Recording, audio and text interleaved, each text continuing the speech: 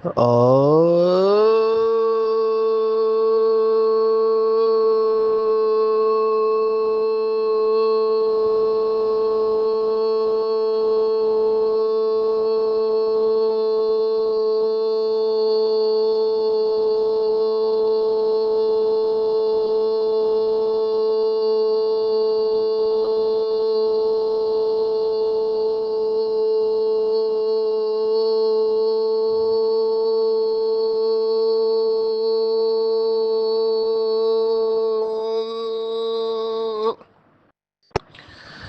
शांति।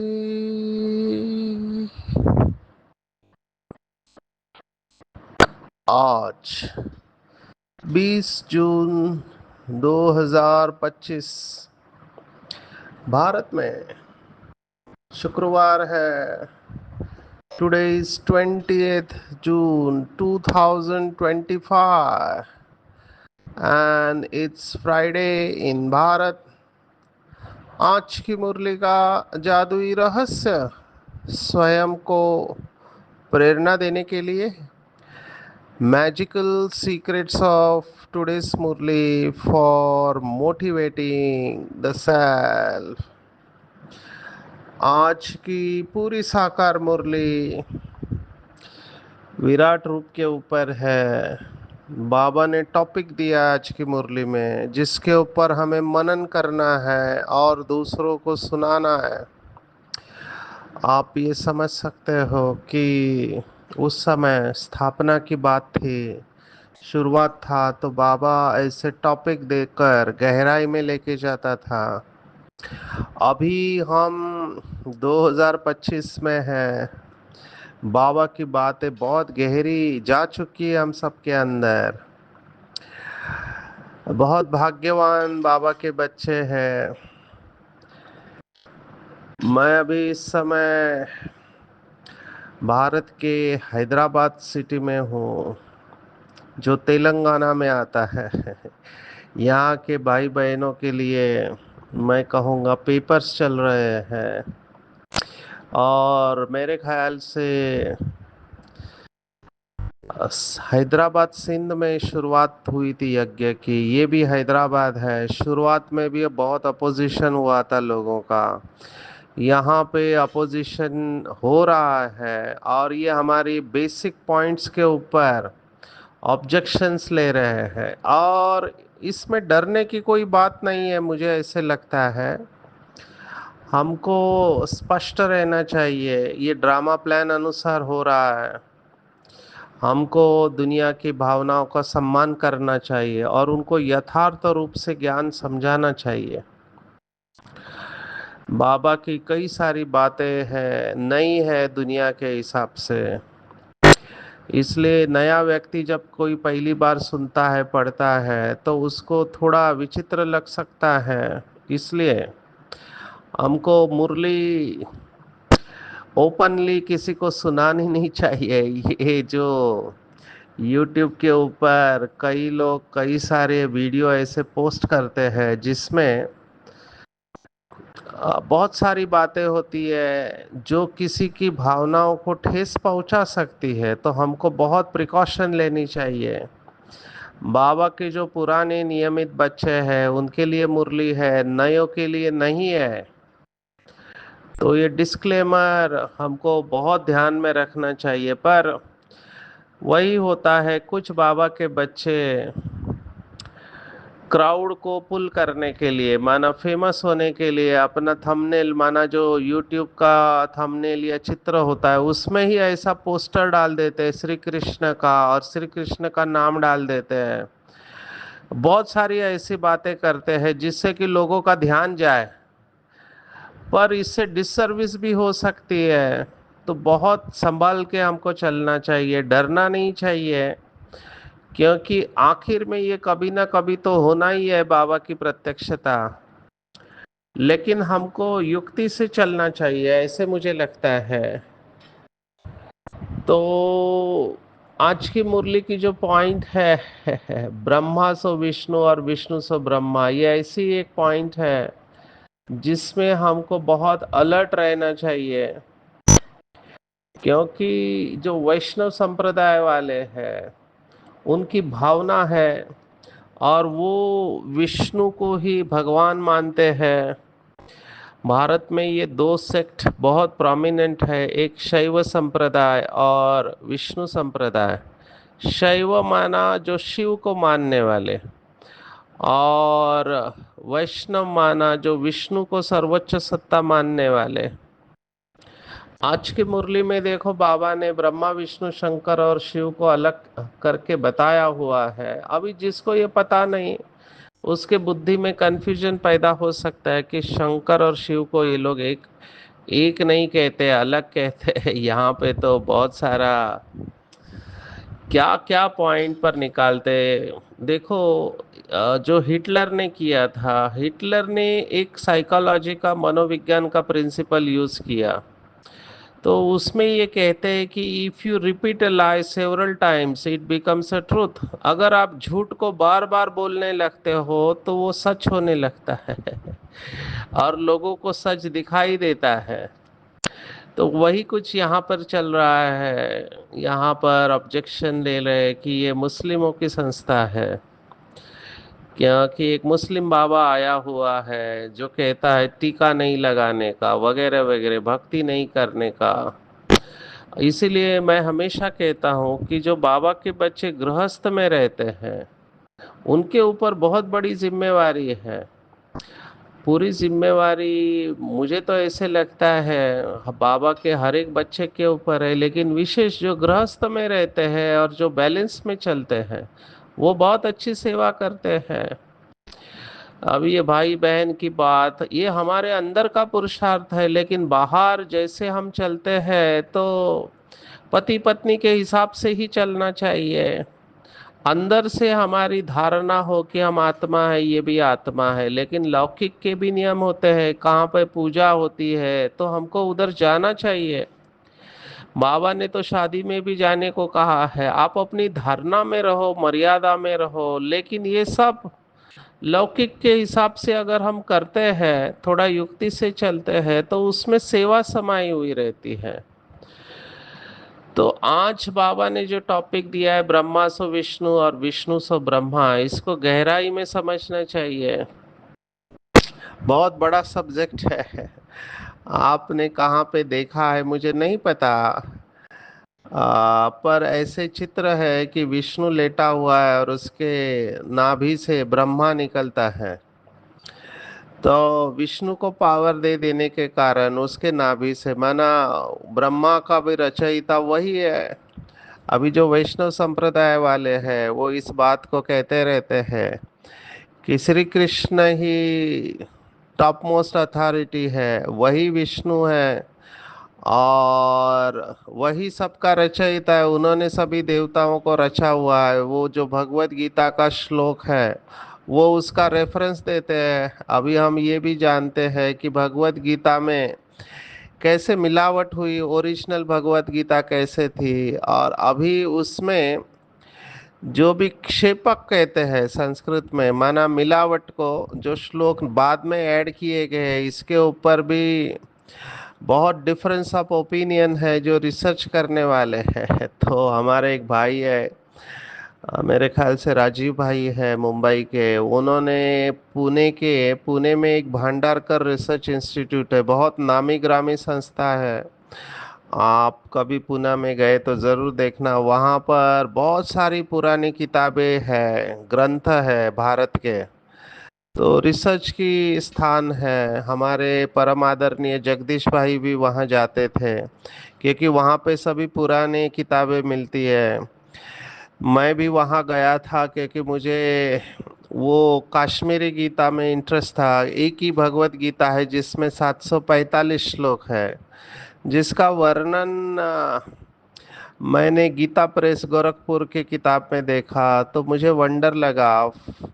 तो मैं देखने गया, मुझे वो किताब भी मिली वहाँ पर, लेकिन लेके जाने को नहीं दिया उन्होंने, क्योंकि ये ग्रंथ होते अद्भुत होते हैं। पहले शायद लेके जाने को देते थे, अभी वो भी किताब मेरे ख्याल से वहाँ है नहीं।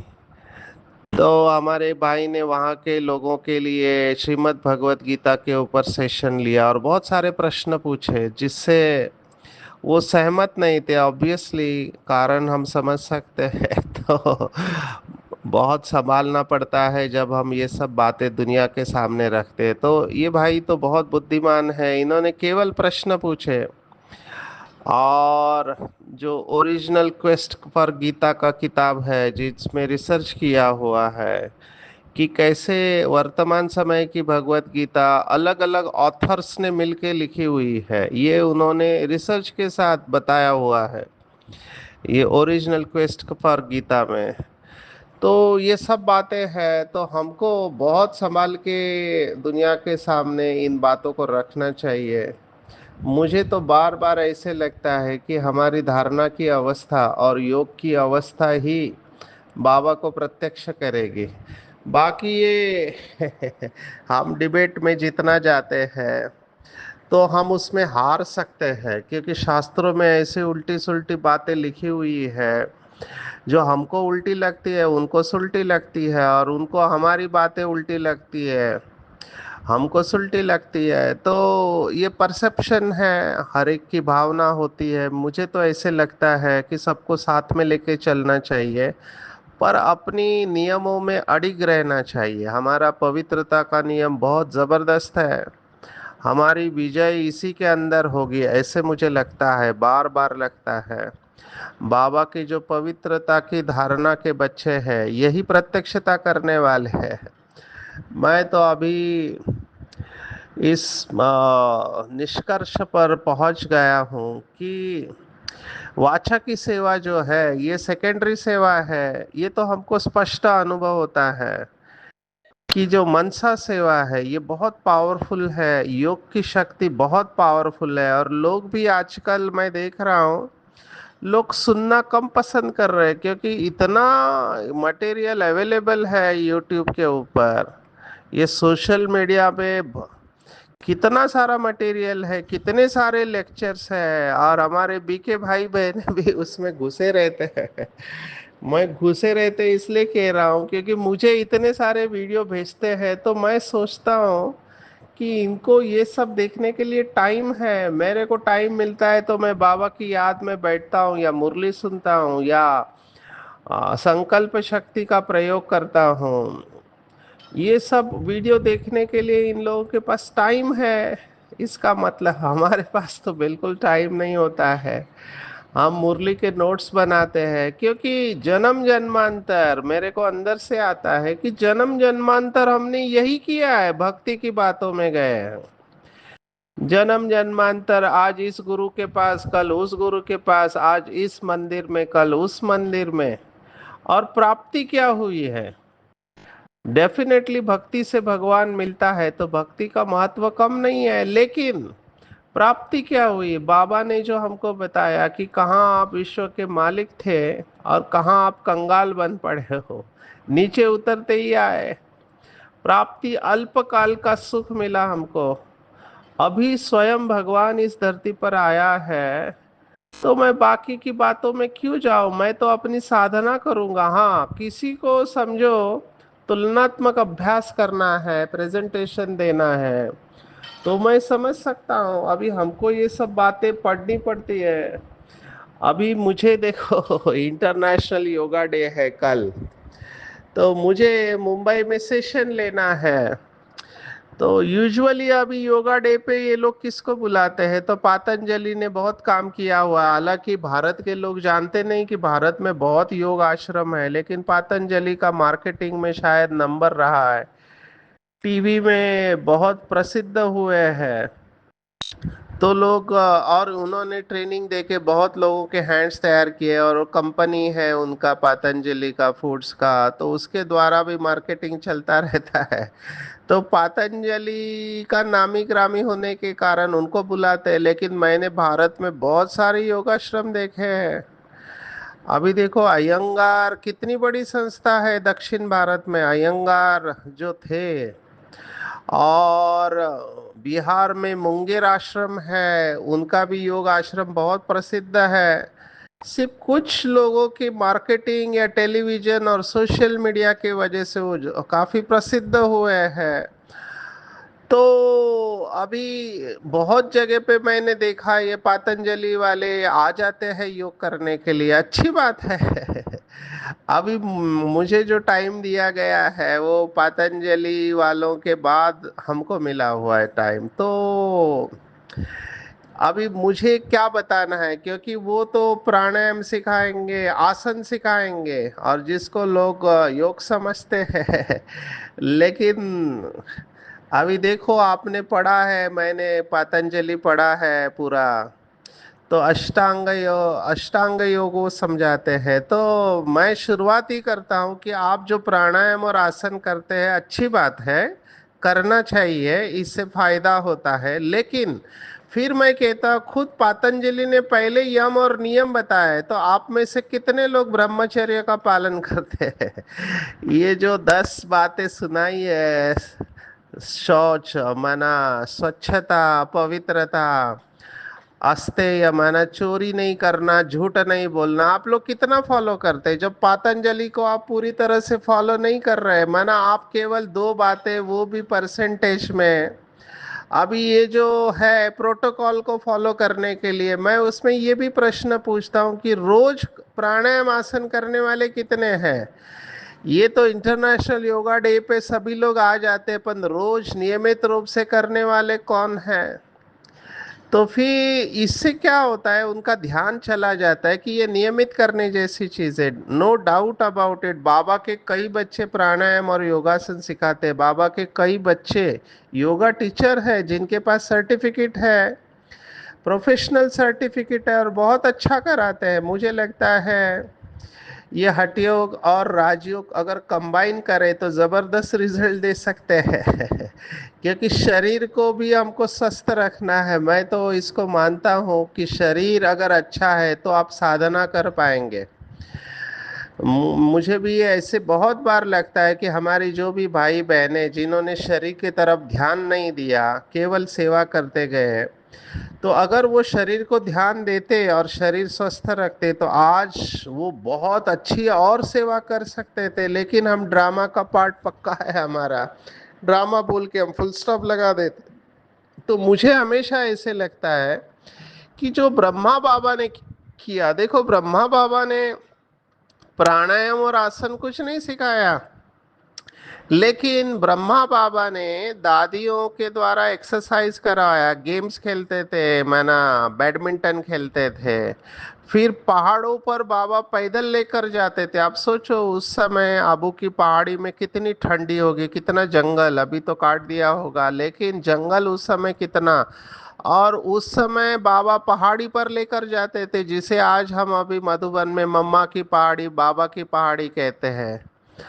तो ये बाबा कराता था क्योंकि बाबा को पता है ये केवल योग करते रहे तो इनका मेंटल हेल्थ अफेक्ट हो सकता है, इनको फिजिकल एक्टिविटी भी करना जरूरी है। तो बाबा ने तो कभी प्राणायाम और आसन के बारे में मुरली में बताया नहीं है, लेकिन बाबा ने फिजिकल एक्टिविटी के बारे में जरूर बताया कि हमको कर्मणा सेवा जरूर करना चाहिए। कर्मणा सेवा के भी मार्क्स होते हैं, माना आराम पसंद नहीं बनना चाहिए। अभी आज के ज़माने में ये जितना भी प्राणायाम और आसन के आश्रम निकले हैं, ये बहुत अच्छा है मेरे हिसाब से, और करना चाहिए। हमारी बहुत सारी बहनें और भाई समर्पित ये इसको करते हैं। कई लोगों ने तो बाबा के गीतों के ऊपर अपने एक्सरसाइज डिवाइस किए। मुझे याद आ रहा है हमारे डॉक्टर श्रीमन साहू थे, जो ड्रामा प्लान अनुसार कहीं और चले गए। उन्होंने पहले डायबिटीज के प्रोग्राम में बहुत अच्छे एक्सरसाइज डिवाइस किए थे, उनको आज भी हम दुआएं देते हैं। तो उससे काफी लोगों को फायदा हुआ। फिर हमारे महाराष्ट्र में नासिक में डॉक्टर उज्जवल कापड़नीस है, डॉक्टर देश पांडे है, इन्होंने बहुत अच्छा काम किया है। हजारों लोग उनके द्वारा सिखाए गए बाबा के गीत और उसके ऊपर डांस करके बहुत उनको फायदा हुआ है, वजन कम हुआ है, बीमारियां कम हुई है। तो ये मुझे लगता है ये बाबा के बच्चों ने जो किया है बहुत अच्छा किया है। तो ये बाबा के गीत के ऊपर डांस अगर आप यूट्यूब पे डालोगे तो आपको बहुत सारी बातें मिल जाएगी। क्योंकि लोग एक्टिव रहना पसंद करते हैं और ये डांस के द्वारा योगा करना ये बहुत अच्छा है। माना मन तो स्थिर होता नहीं है, अभी करे क्या, तो कुछ ना कुछ एक्टिविटी करते हैं। तो 45 मिनट्स, आधा घंटे से 45 मिनट्स अगर बाबा के गीत के ऊपर इस तरह से डांस करें या अलग अलग पोजीशन में हाथ और पैरों को घुमाएं, और उसके बाद अगर आप मेडिटेशन करते हो तो बहुत अच्छा रिजल्ट आता है। अभी ये जो हठ योगा सिखाने वाले हैं वो यही करते हैं, शुरुआत में आपको ओम की ध्वनि कराते हैं, फिर आपके द्वारा अलग अलग प्राणायाम और आसन सिखाते हैं, उसका महत्व बताते हैं शरीर के ऊपर, और लास्ट में ध्यान में लेकर जाते हैं। लेकिन वही बात है घूम फिर कर धारणा के ऊपर आती है, और मैं यही बात उनको याद दिलाता हूँ कि ब्रह्मचर्य, पवित्रता, अपरिग्रह, ये जो यम नियम बताए हैं उसको आप कितना अटेंशन देते हो, क्योंकि वो बिल्डिंग पूरी जो खड़ी है इसी के ऊपर खड़ी है। और प्राणायाम आसन, ये तो 8 गोलियों में से आप 2 गोलियां ले रहे हैं, वो भी पूरी तरह से नहीं ले रहे हैं। माना नियमित करना चाहिए, रेगुलरली करना चाहिए। जो व्यक्ति नियमित प्राणायाम करता है उसका कैपेसिटी तो बढ़ना ही है। लंग्स के अंदर 20% रेसिडुअल वॉल्यूम होता है, हम कहते हैं, जिसको हम यूज नहीं करते, 20%। ये हमको एलोपैथी में सिखाया जाता है। अगर हम अच्छी तरह से लंग को एक्सपांड करें तो हमारा स्टैमिना बढ़ेगा, ऑक्सीजन मिलेगा, कितने सारे बेनिफिट है। लेकिन पूरी तरह से करना चाहिए। और पतंजलि का मैं वही बात सुनाता हूँ जो ये लोग बताते नहीं, ईश्वर प्राणिधान। पतंजलि ने अपने लिखा हुआ है ईश्वर प्राणिधान। और फिर समाधि के बारे में तो ये बताते नहीं, सिर्फ ध्यान बताते हैं। ध्यान के बाद धारणा है, धारणा के बाद समाधि है। तो समाधि में आपको लेके जाना चाहिए, उसके बारे में तो कुछ बोलते नहीं है। वहां पे ब्रह्मा कुमारी का राजयोग अपर हैंड रखता है। ये सब बातें निकली क्यों? क्योंकि ये शास्त्रों की विष्णु सो ब्रह्मा, ब्रह्मा सो विष्णु। तो ब्रह्मा सो विष्णु बनने में 1 सेकेंड, लेकिन विष्णु सो ब्रह्मा बनने में 5,000 साल लगते हैं। तो ब्राह्मण सो फरिश्ता, फरिश्ता सो देवता। सो ब्राह्मण ही विष्णु बनते हैं, और फिर वही क्षत्रिय बनते हैं, फिर वही वैश्य, और फिर वही शूद्र, और शूद्र से फिर ब्राह्मण बनते हैं। ये पूरा ज्ञान बहुत सुंदर है। आज एक गुह्य बात बताई जो बहुत बीके भाई बहने ध्यान में नहीं रखते हैं, कि बाबा ने कहा वहां पर, माना सतयुग में विष्णु की प्रतिमा होती है, विष्णु की प्रतिमा। तो विष्णु की पूजा नहीं होती है, लेकिन फोटो होता है जहाँ पे लक्ष्मी नारायण बैठते हैं, उनके पीछे विष्णु का फोटो होता है, क्योंकि वो पूरे विश्व के ऊपर राज्य करते हैं। तो ये बहुत गुह्य बात है। तो ये भी हमको चिंतन करना चाहिए। बाबा ने देखो क्या कहा, तुम जानते हो हम ब्राह्मण संप्रदाय है, फिर दैवी संप्रदाय, विष्णु संप्रदाय बनते हैं। सतयुग में देवी देवताएं विष्णु संप्रदाय है, वहां चतुर्भुज की प्रतिमा रहती है, जिससे मालूम पड़ता है ये विष्णु संप्रदाय है। यहाँ प्रतिमा है रावण की, तो रावण संप्रदाय है, जिसकी प्रतिमा होती है वो संप्रदाय ब्राह्मण संप्रदाय। तो ये बातों के ऊपर चिंतन करना है। ये बहुत पुराना है, बहुत बार आके गया है, इसलिए मैं इसके ऊपर नहीं जाता हूँ, मैं सीधा धारणा के ऊपर आता हूँ। आज बाबा ने और एक ये बात कही है पवित्रता के ऊपर। अभी मैं इसलिए, जो गृहस्थ में रहकर दोनों चलते हैं ज्ञान में, उनको फुल मार्क्स है। मैं पूरा पैराग्राफ पढ़ना चाहूँगा। मेरे हिसाब से ये क्रक्स पॉइंट है आफ्टर विष्णु सो ब्रह्मा। संगम पर तुम ब्राह्मणों को पवित्र बनने की गुप्त मेहनत करनी पड़ती है। तुम ब्रह्मा के बच्चे संगम पर भाई बहन हो, गंदी दृष्टि भाई बहन की रह नहीं सकती। स्त्री पुरुष दोनों अपने को बीके समझते हैं, इसमें बड़ी मेहनत है। स्त्री पुरुष की कशिश ऐसी है जो बस हाथ लगाने बिगर रह नहीं सकते हैं। यहाँ पर बाबा कर्मेंद्रिय की जो कल की पॉइंट है उसको फिर से उजागर कर रहा है। ये हाथ लगाने की इच्छा क्यों होती है? यहाँ भाई बहन को हाथ तो लगाना ही नहीं है, नहीं तो पाप की फीलिंग आती है। अब ये बहुत इंपॉर्टेंट पॉइंट है। बाबा वो सब बातें कहता है जो बच्चों के मन में होते हैं। सभी बच्चे नहीं है, कई तो ऐसे हैं जिनके अंदर नेचुरल प्यूरिटी मैं देखता हूँ। बाकी लोगों के अंदर पुराने संस्कार है, क्योंकि काम विकार का सुख माना स्पर्श का सुख है। ये हाथ लगाने से पूरा काम विकार जागृत हो जाता है। भल युगल हो रहते हैं, किसको क्या पता, वह खुद जानते हैं हम बीके हैं, फरिश्ते हैं। हाथ लगाना नहीं है। ऐसे करते करते सूक्ष्म वतनवासी फरिश्ते बन जाएंगे, नहीं तो फरिश्ता बन नहीं सकते। बाबा ने स्पष्ट कहा है, हाथ लगाना नहीं है। अब ये हाथ तो स्थूल हो गया, मन से भी नहीं जाना चाहिए।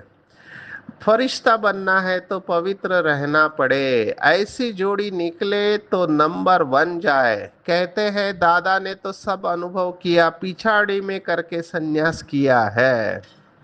अभी ये भी ऑब्जेक्शन लेते हैं, ब्रह्मा बाबा ने खुद विकार में गया, बच्चे पैदा किए, और अब दूसरों को कहते हैं कि आप बच्चे पैदा नहीं करो। उस समय तो बाबा को ज्ञान नहीं था। फिर उसमें ज्ञान और योग भी चाहिए। बहुतों को आप समान बनाए तब बड़ा राजा बने।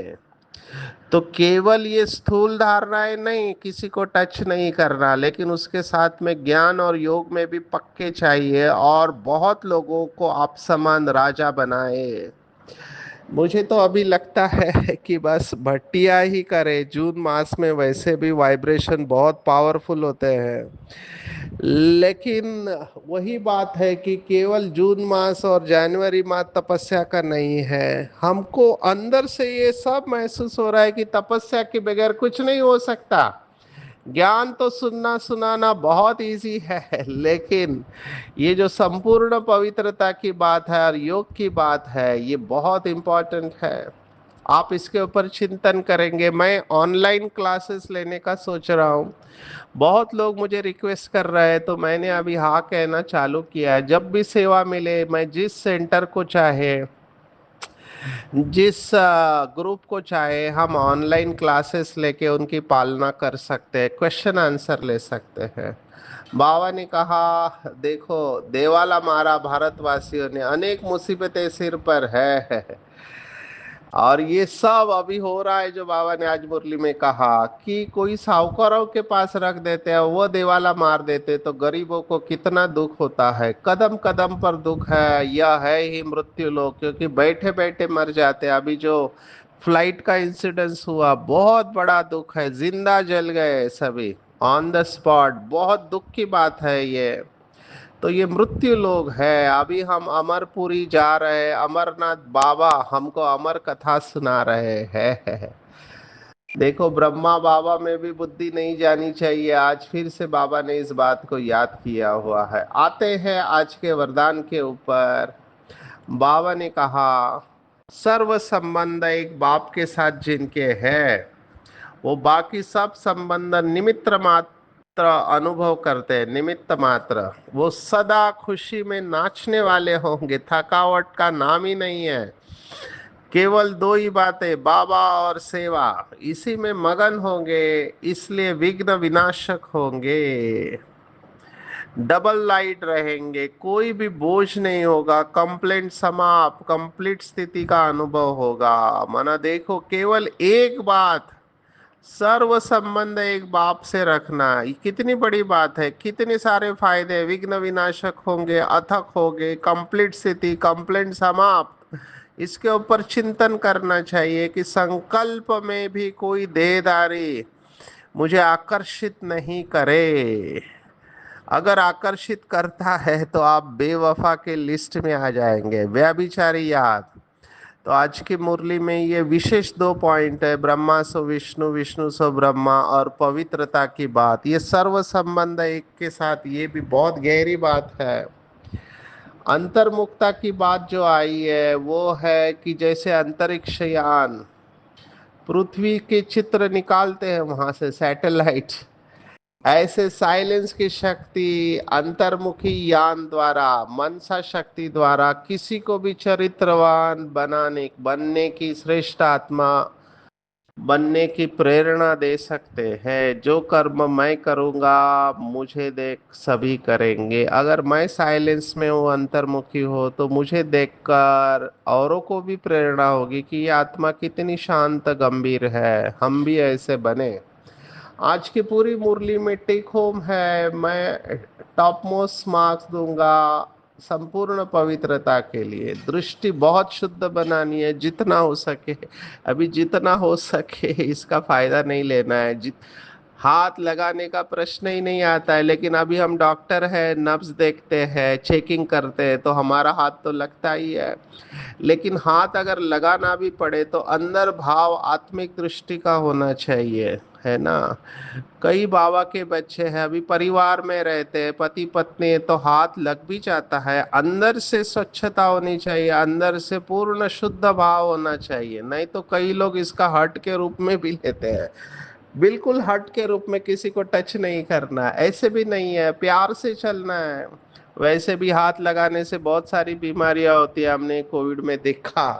तो विचार सागर मंथन करना है, ब्रह्मा से विष्णु, विष्णु से ब्रह्मा कैसे बनते हैं। बेसिकली बाबा का भाव है कि आपकी बुद्धि ज्ञान मंथन में बिजी होनी चाहिए। सर्व संबंधों से एक बाप के साथ अनुभव करेंगे तो अथक और विघ्न विनाशक होंगे, डबल लाइट होंगे। संकल्प में भी कोई देहदारी मुझे आकर्षित नहीं करे, नहीं तो मैं बेवफा के लिस्ट में जाऊंगा।